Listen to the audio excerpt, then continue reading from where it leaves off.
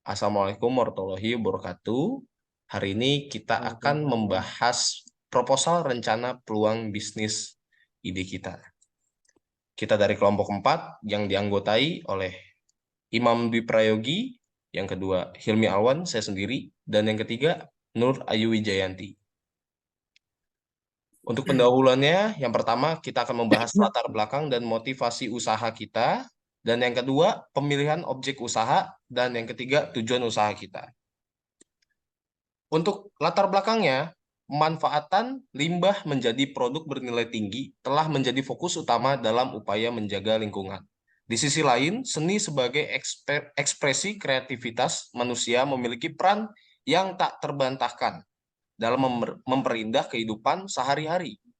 Melihat potensi dalam kedua bidang ini, kami merancang konsep yang menggabungkan keduanya, yaitu seni lukis menggunakan cangkang telur bekas sebagai media utamanya.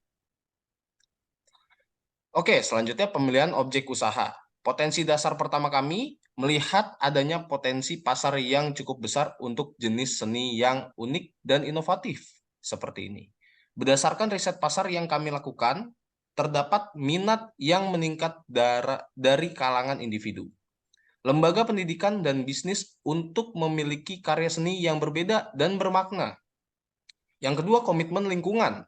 Objek usaha ini juga dipilih dengan mempertimbangkan komitmen kami terhadap pelestarian lingkungan dengan memanfaatkan limbah cangkang telur bekas sebagai media utama. Kami dapat memberikan kontribusi nyata dalam upaya mengurangi sampah organik yang masuk ke lingkungan. Yang ketiga, kreativitas dan inovasi. Kami percaya bahwa objek usaha ini mencerminkan nilai-nilai kreativitas dan inovasi yang kami tanamkan dalam setiap karya seni yang dihasilkan. Dengan memilih cangkang telur bekas sebagai media lukis, kami ingin menunjukkan bahwa segala sesuatu dapat diubah menjadi sesuatu yang indah dan bernilai. Dan yang keempat, keberlanjutan bisnisnya. Kami juga mempertimbangkan keberlanjutan bisnis dalam jangka panjang dengan memilih objek usaha yang unik dan memiliki keunggulan kompetitif. Kami yakin dapat mempertahankan dan mengembangkan bisnis ini menjadi salah satu yang terkemuka di industri seni lukis kreatif. Oke, selanjutnya tujuan usaha kita menjadi pemimpin dalam industri seni inovatif yang pertama. Kami bertekad untuk menjadi pemimpin dalam industri seni yang inovatif dan ramah lingkungan. Yang kedua, mendorong kesadaran lingkungan. Salah satu tujuan utama kami adalah mendorong kesadaran akan pentingnya pelestarian lingkungan. Yang ketiga, membuka peluang kerja. Kami ingin menciptakan peluang kerja bagi para seniman lokal dan pengrajin dengan mengembangkan usaha ini. Yang terakhir, menghasilkan karya seni yang berkualitas. Kami akan terus berusaha untuk menghasilkan karya seni yang berkualitas tinggi dan unik. Nah, landasan teorinya, pengertian lukisan. Salah satu karya seni yang memiliki nilai jual yang sangat tinggi sekaligus dapat membuat orang yang melihat berdecak kagum adalah seni lukis. Seni lukis tergolong sebagai karya seni rupa dua dimensi, ditambah lagi, seni lukis memiliki karakteristik yang khas seperti corak, bahan, dan teknik dalam pengerjaannya. Secara umum, dalam Kamus Besar Bahasa Indonesia atau KBBI, seni lukis adalah sebuah seni ihwal lukis, melukis, dan menggambar. Umumnya seorang seniman yang membuat karya seni lukis akan menuangkan ide dan perasaan mengenai lukisnya di permukaan kanvas. Dalam proses pembuatan karya seni, seorang seniman memerlukan ide kreatif. Hal itulah yang membuat karya seni dapat dijual belikan dengan harga fantastis. Harga karya seni lukis biasanya dilihat berdasarkan nilai jual dan kualitas dari lukisan tersebut. Landasan teori selanjutnya menurut W. Setia R. Seni lukis adalah suatu aktivitas berekspresi dari pengalaman estetik manusia yang dituangkan dalam bidang dua dimensi dengan medium rupa seperti garis, warna, bidang, tekstur, cahaya, dan ruang. Seni lukis menjadi representasi pelukis untuk menuangkan emosi dan ekspresi jiwanya. Menurut Sukaryono, seni lukis adalah sebuah bentuk ungkapan isi hati dan perasaan. Ungkapan ini disebut sebagai bahasa seniman yang dikomunikasikan sebagai seluruh penikmatnya melalui sebuah karya lukis. Selanjutnya menurut Heri Sulastianto, Seni lukis adalah satu cabang seni rupa murni yang berwujud dua dimensi. Seni lukis biasanya dilakukan di atas kanvas dengan cat minyak atau cat akrilik. Nah, landasan teori selanjutnya lagi ada fungsi seni lukis. Secara umum, seni lukis memiliki fungsi yang terbagi menjadi dua bagian, yakni fungsi sosial dan fungsi individual. Yang pertama, fungsi sosial. Ada dalam pendidikan. Dalam bidang pendidikan, seni lukis menjadi media belajar anak-anak prasekolah dari prasekolah hingga taman kanak-kanak. Tujuan mengajarnya karya seni ini bagi anak-anak adalah untuk membangkitkan kreativitas dalam mengembangkan ide. Yang kedua ada dari segi agama. Sebagai karya seni yang berasal dari hasil ide dan ekspresi manusia, seni lukis dapat menjadi media dalam menuangkan rasa cinta kepada Tuhan. Yang ketiga ada hiburan. Selain memiliki nilai pendidikan dan agama, pada dasarnya seni lukis diterima masyarakat karena memiliki fungsi sosial sebagai penghibur. Dalam aspek hiburan, sebuah karya seni dapat memperlihatkan kesan yang menarik dan memberikan pengaruh kebahagiaan kepada masyarakat. Seni lukis pada umumnya akan digunakan sebagai dekorasi atau gambaran dalam suatu acara. Seni lukis, kejelasan isinya nih ya, yang selanjutnya. Seni lukis yang memenuhi aspek kejelasan isi artinya mampu memberikan dampak atau fungsi sosial. Kejelasan isi dari seni digunakan sebagai media untuk berkomunikasi. Oleh karena itu, kemampuan menjelaskan isi menjadi keunggulan tersendiri dari seni lukis. Nah, selanjutnya lagi, fungsi individual. Seni lukis yang dihasilkan dari ide ekspresi dan perasaan akan membuat kebutuhan jasmani dan rohani seniman itu sendiri. Karya seni lukis dari seniman dapat diakui oleh orang lain atau penikmat seni dengan sejumlah rupiah jika dibandingkan dengan antusias seni di Italia, Prancis, Amerika, dan negara maju lainnya. Penghargaan atas seni lukis di Indonesia kepada seorang seniman memang belum banyak, tetapi hal itu bukan menjadi hambatan untuk berkarya di era digital sekarang. Seni lukis dapat dipublikasi hingga seluruh belahan dunia. Oke, selanjutnya Adapun ya, bisa dilanjut oleh Mbak Nur. oke. Adapun analisis usaha dari jenis dan nama usaha dan keunggulan usaha dari usaha lainnya. Di sini jenis dan nama usaha. Usaha ini adalah usaha yang menawarkan jasa pembuatan seni lukis menggunakan cangkang telur bekas yang dapat membantu seniman lokal dan membantu merecycle bahan-bahan yang sudah tidak terpakai lagi untuk mengurangi sampah yang dibuang di lingkungan sekitar. Juga usaha ini kami sediakan melalui media Instagram dan web, di mana calon konsumen dapat memilih dan menentukan pilihan-pilihan konsep yang mereka inginkan. Juga nama usaha atau merek yang kita ambil adalah Hans Kreatif, yang memiliki harapan dan keinginan yang sesuai dengan hasil yang kita inginkan. Adapun keunggulan usaha dari usaha lain, yang pertama, ada keunggulan usaha jasa ini adalah kita menggunakan media Instagram dan web untuk memudahkan para calon konsumen dalam memilih dan menentukan konsep yang ingin dipesan, dan jasa ini juga membuka layanan konsultasi apabila calon konsumen bingung untuk menentukan pilihan konsepnya. Setelah calon konsumen memilih melalui Instagram, lanjut melalui aplikasi web Linktree yang di dalamnya terdapat nomor yang dapat dihubungi melalui WhatsApp yang langsung masuk ke nomor admin kami. Yang pertama ada kreativitas, menghadirkan karya seni yang unik dan berbeda menggunakan media yang jarang digunakan dalam seni lukis. Yang kedua juga ramah lingkungan, mengurangi jumlah limbah cangkang telur yang masuk ke lingkungan dengan memanfaatkannya sebagai media seni. Adapun fleksibilitasnya dapat menyesuaikan desain lukisan sesuai dengan keinginan klien atau tema yang diinginkan.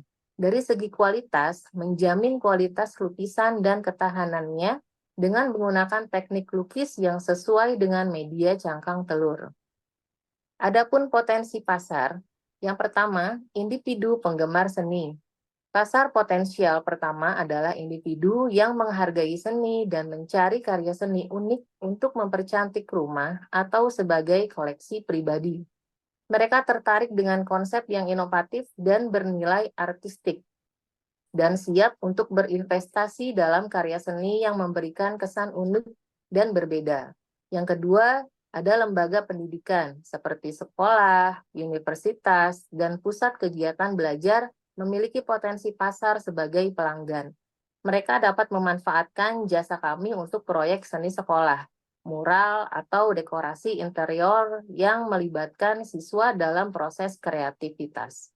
Ini juga mencakup lembaga pendidikan informal seperti pusat seni dan kursus kreatif. Yang ketiga, bisnis dan perusahaan. Perusahaan dari berbagai industri juga merupakan segmen pasar yang potensial. Mereka dapat menggunakan karya seni kami sebagai dekorasi interior kantor, hadiah perusahaan, atau untuk keperluan promosi. Karya seni yang unik dan berkesan dapat meningkatkan citra merek dan menciptakan pengalaman positif bagi karyawan dan pelanggan. Yang keempat, pasar wisatawan dan souvenir. Daerah tujuan wisata memiliki potensi pasar yang signifikan untuk karya seni yang unik dan lokal. Lukisan dari cangkang telur bekas bisa menjadi pilihan souvenir yang menarik bagi wisatawan yang ingin membawa pulang kenangan yang autentik dari destinasi wisata yang mereka kunjungi. Yang kelima, ada pasar online dan ekspor. Dengan meningkatnya penetrasi internet, pasar online juga merupakan potensi yang harus dipertimbangkan. Kami dapat menjual karya seni kami melalui platform e-commerce dan memperluas jangkauan pasar ke tingkat nasional dan internasional. Ini juga membuka peluang untuk ekspor karya seni ke luar negeri dan memperkenalkan seni lokal kepada pasar global. Yang keenam, event khusus dan pameran seni. Event khusus seperti pameran seni, bazar kreatif, dan festival seni merupakan tempat yang baik untuk memperkenalkan karya seni kami kepada khalayak yang lebih luas. Kami dapat berpartisipasi dalam event-event ini sebagai vendor atau peserta dan memanfaatkan kesempatan untuk menjual karya seni langsung kepada pengunjung. Adapun gambaran ide bisnis, Hans Kreatif adalah nama merek yang kami buat dalam penyedia jasa pembuatan seni lukis menggunakan cangkang telur bekas. Penawaran yang kami bisa akses, yang kami bisa pilih bisa diakses melalui ada Instagram, ada Facebook, ada web pemesanan bisa melalui Linktree, selembaran atau pamflet yang disebar di sekitar lingkungan, menawarkan jasa konsultasi dalam menentukan konsep. Dan adapun rencana kerja, yang pertama ada studi literatur, yaitu melakukan penelitian tentang seni kontemporer dan penggunaan bahan-bahan tidak biasa dalam seni. Yang kedua, pengumpulan bahan. Mengumpulkan cangkang telur bekas dari restoran atau peternakan lokal. Yang ketiga, eksperimen teknik. Mengeksperimenkan berbagai teknik lukis seperti akrilik, airbrush, atau teknik lainnya pada cangkang telur. Yang keempat, pengembangan konsep, membuat sketsa dan rancangan untuk karya seni yang akan dibuat. Yang kelima, implementasi, melukis dan menyelesaikan karya seni sesuai dengan konsep yang telah dikembangkan. Yang keenam, ada evaluasi, mengevaluasi karya seni dan mengumpulkan umpan balik dari orang lain. Selanjutnya, kita bisa mendengarkan penjelasan yang lebih jauh dari Mas Imam. Silakan, Mas. Ya, selanjutnya ada perencanaan keuangan. Di sini alat-alat dan perlengkapan yang dibutuhkan yaitu pertama satu ada kamera, yang kedua ada laptop atau PC, yang ketiga ada bingkai dan kanvas, yang keempat ada cangkang telur, yang kelima ada cat lukis. Terus selanjutnya penentuan harga. Yang ke satu itu biaya jasa konsultasi. Yang kedua ada pembelian frame kanvas. Yang ketiga pembelian cangkang telur bekas dari pedagang di sekitar. Yang keempat itu pembelian alat lukis. Yang kelima pembelian cat lukisnya. Terus selanjutnya ada perencanaan keuangan. Di sini prediksi laba yang didapat. 10 pelanggan jasa konsultasi. Itu biayanya 50.000. Dikali 10 karena ada 10 pelanggan, totalnya 500.000. Lalu 20 pelanggan yang membeli paket A. Itu seharga 1 juta. Dikali 20 pelanggan, mendapatkan hasil 20 juta rupiah. Selanjutnya ada 10 pelanggan yang membeli ulang sebesar 1 juta dikali 10 pelanggan, yaitu 10 juta rupiah. Dari total pendapatan kotor dalam 1 bulan kita mendapat 30.500.000. Lalu total pendapatan dalam 1 tahun 30 juta di 30.500.000 dikali 12 mendapatkan angka 366 juta. Lalu harga pokok penjualan di sini terdapat 30.500.000. Lalu perencanaan keuangan. Prediksi laba yang didapat itu biaya operasional atau pengeluaran kita per bulan itu sebesar 5.291.000. Biaya yang itu terdapat material packaging 1 bulan. Dan yang pertama itu ada kayu, ada pembelian bubble wrap, terus ditambah lagi ada material pembuatan cangkang telur bekas, ada frame kanvas. Yang pertama itu kayu, seharga 18.000 untuk dikali 1.000 piece, totalnya 1.800.000. Untuk pembelian bubble wrap sebesar 75.000 dikali 2, yaitu 150.000 per 100 piece. Material pembuatan cangkang telur bekas beratnya 1 kilo. Kita beli dari pedagang sekitar itu kisaran 4.000 sampai 6.000 rupiah. Di sini ada paket-paket frame kanvas. Harganya beda-beda sesuai dengan ukuran. Ada paket A, itu ukurannya 30 kali 40 cm kali 30. Dihargai 15.000 kali 30, yaitu totalnya 450.000. Ada paket B 40 kali 50 kali 30 cm kali 30, yaitu mendapat hasil 20.000 kali 30, yaitu 600.000. Paket C ukurannya 40 kali 60 dikali 30, hasilnya 25.000 kali 30 itu 750.000. Untuk biaya cat lukis 1 set di sini harganya 85.000 rupiah. Ada biaya iklan. Iklan di Facebook selama 30 hari dikali 45.000 itu mendapatkan hasil 1.350.000. Selanjutnya iklan di Instagram per 1.000 kali tayang itu 100.000. Lalu ada prediksi laba yang didapat. Prediksi laba yang didapat itu laba bersih per paket. Jadi kita ada 3 paket. Paket yang pertama itu paket A, laba bersihnya 966.000. Paket B, laba bersihnya 1.110.500. Paket C itu ada 1.255.000. Lalu ada laba bersih per 1 bulan, yaitu tadi 30.500 dikurang 5.291.000. 30 juta itu didapat dari HPP, harga pokok penjualan. Lalu 5.291 itu didapat dari biaya pengeluaran per bulan. Mendapat hasil 25.209.000. Lalu ada laba bersih per 1 tahun. Omset dikurang HPP dikurang operasional 1 tahun. Di sini ada tertera 366 juta dikurang 30.500 dikurang 5.291.000 kali 12 karena setahun. Di sini mendapat total 272 juta 8.000 rupiah. Lalu ada strategi pemasaran. Jadi kita di sini di zaman era modern sekarang setiap manusia pasti menggunakan gadget dan sudah dimudahkan dengan jaringan internet yang bisa diakses langsung tanpa harus datang ke lokasi pembuatan lukisan.